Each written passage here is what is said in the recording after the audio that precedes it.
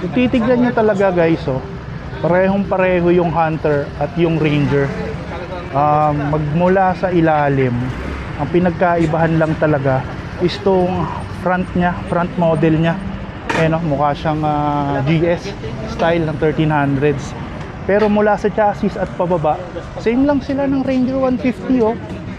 Same lang yan eh, oh. Kung titignan nyo yung chassis pababa, akala mo talaga maliit, no? Pero sa personal ay, no, 5'9" tayo pero medyo tingkayad kasi malapad ang upuan at malambot ang USB slot.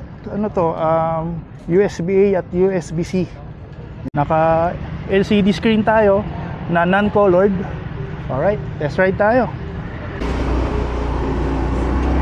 Ranger 150 guys, bagong unit talaga to eh. Itong pinapatest sa atin eh, 47 kilometers pa lang yung reading niya sa dashboard.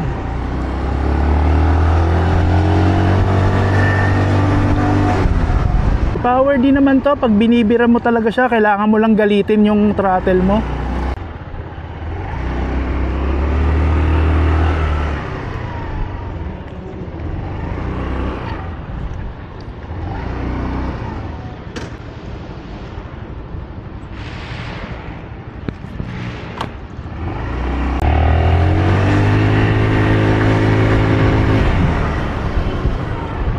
Riding stance, upright. Yung upuan, malambot naman.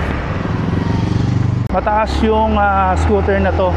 Nababagi talaga to sa mga off-riding or off-roading ride. Price niya, no? 78,000.